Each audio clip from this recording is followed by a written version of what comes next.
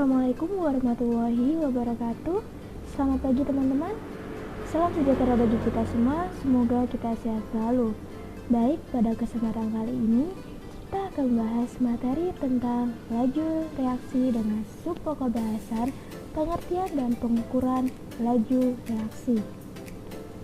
Adapun tujuan pembelajaran pada hari ini adalah yang pertama yaitu menjelaskan pengertian laju reaksi, yang kedua yaitu mengidentifikasi beberapa reaksi yang terjadi dalam kehidupan sehari-hari, dan yang ketiga adalah menjelaskan cara menentukan atau mengukur laju reaksi.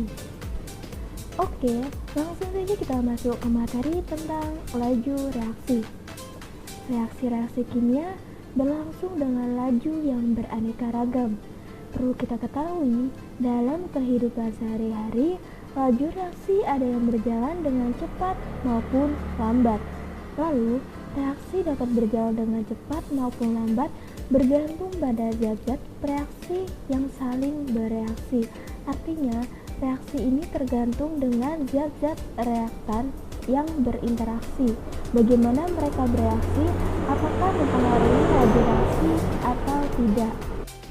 Nah, karena sudah kita ketahui bahwa laju reaksi ada yang berjalan dengan cepat maupun lambat. Nah, yang pertama sekarang kita akan bahas contoh laju reaksi yang berjalan dengan lambat.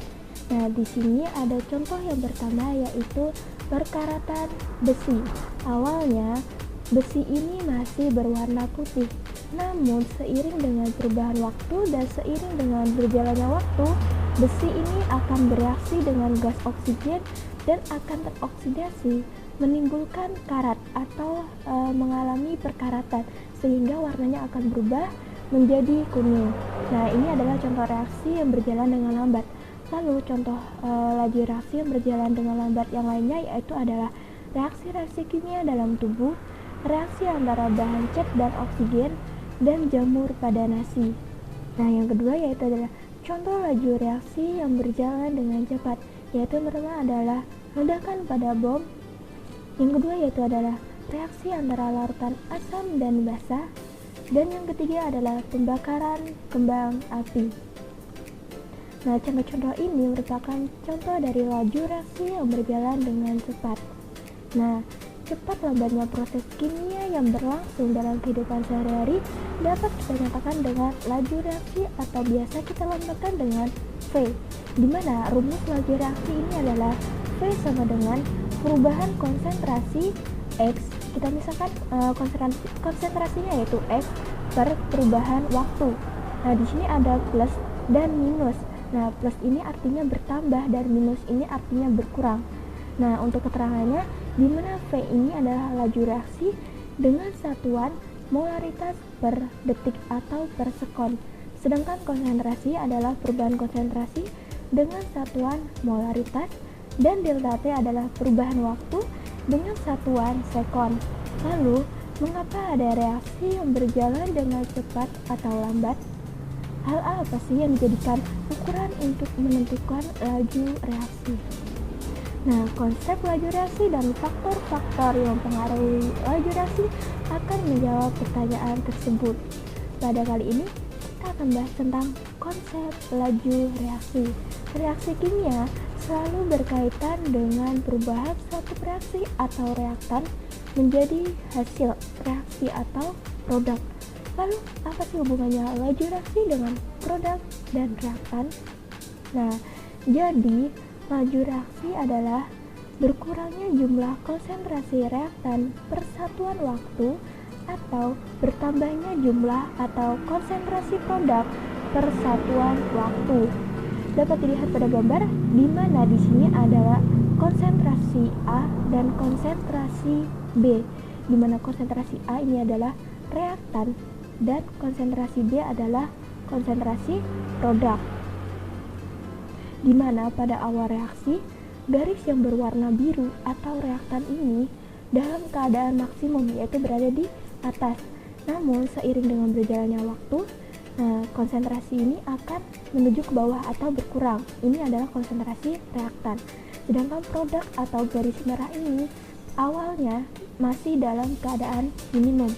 Namun seiring dengan berjalannya waktu, konsentrasi produk akan meningkat, yaitu dapat kita lihat pada grafik dia mempunyai arah ke atas yang menandakan artinya meningkat seiring dengan berjalannya waktu.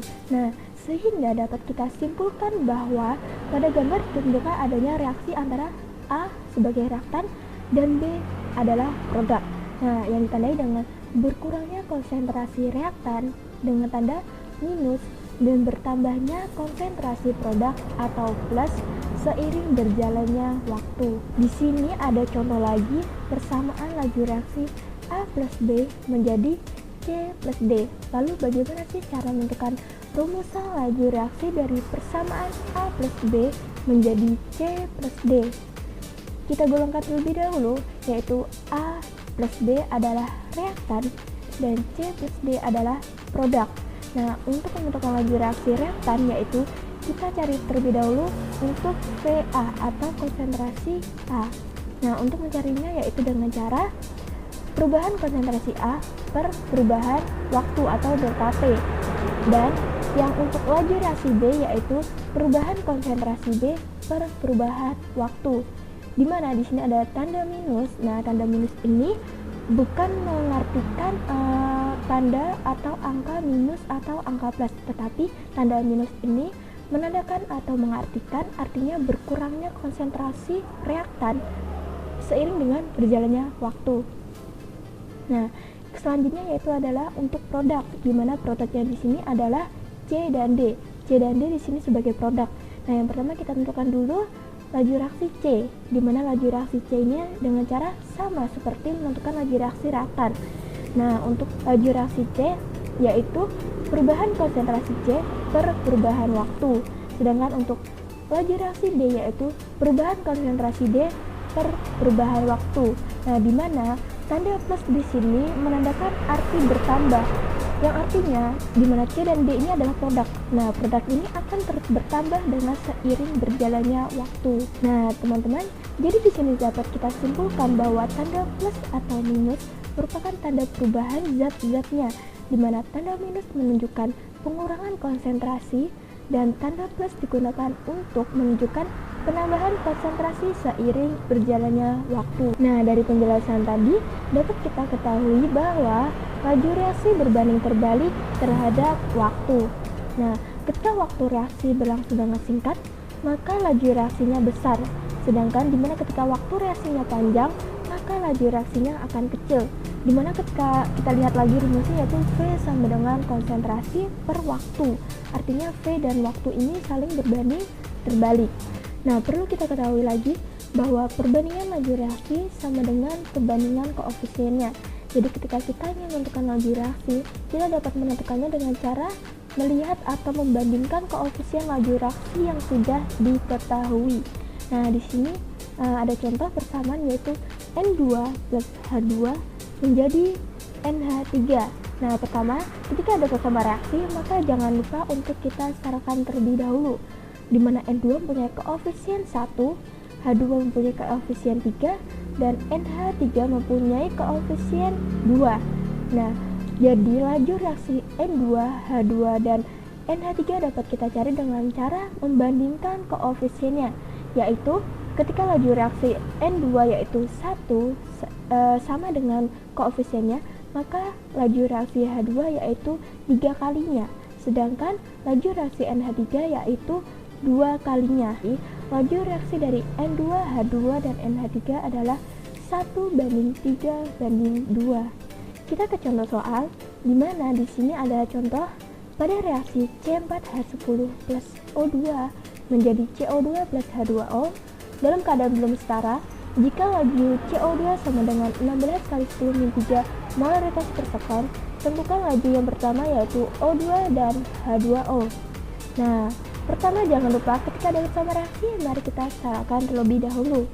Nah, kita setarakan untuk C4H10 mempunyai koefisien 2, O2 mempunyai koefisien 13, CO2 mempunyai koefisien 8, dan H2O mempunyai koefisien 10. Nah, kita masukkan laju reaksi yang sudah diketahui, yaitu laju reaksi dari CO2. Kita masukkan laju reaksi dari CO2 yaitu 16 kali 10⁻³ molaritas per sekon.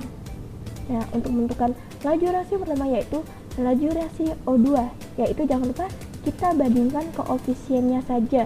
Nah, caranya yaitu dengan cara 13 yaitu koefisien dari O2 dan 8 koefisien dari CO2.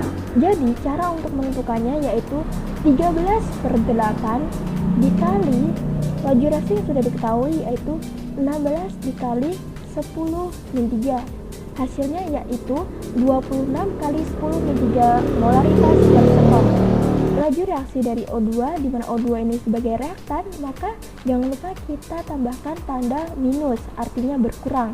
Reaktan ini akan terus berkurang.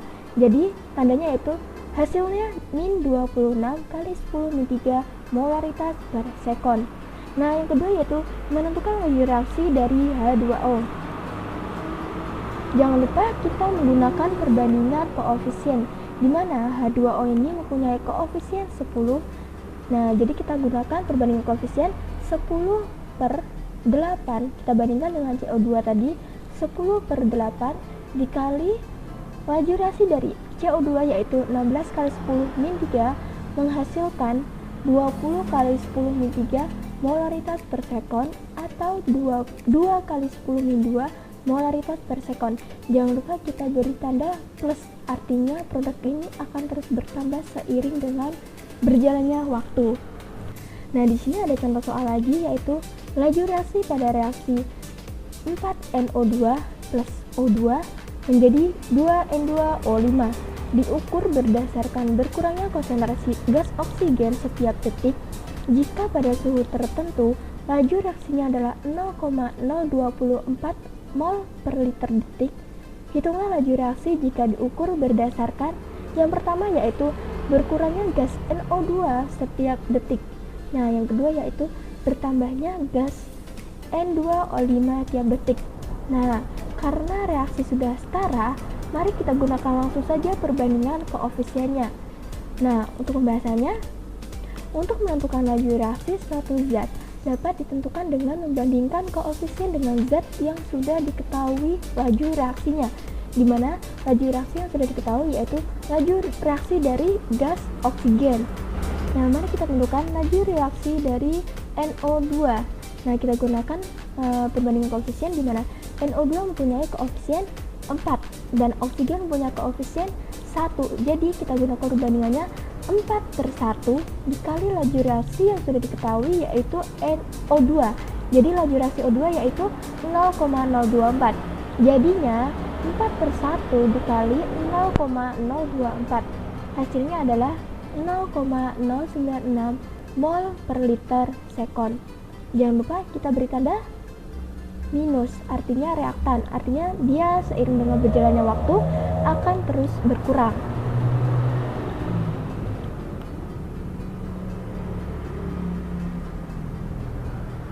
Nah, yang kedua yaitu menentukan laju reaksi dari N2O5. Bertambahnya gas N2O5 tiap detik. Karena N2O5 ini adalah produk, artinya dia akan punya tanda plus. Dia akan terus bertambah seiring dengan berjalannya waktu. Untuk menentukan laju reaksi dari N2O5 yaitu jangan lupa dengan cara perbandingan koefisien, di mana N2O5 mempunyai koefisien 2 dibandingkan dengan koefisien dari O2. Jadi 2/1 dikali 0,024. Hasilnya adalah 0,048 mol per liter sekon.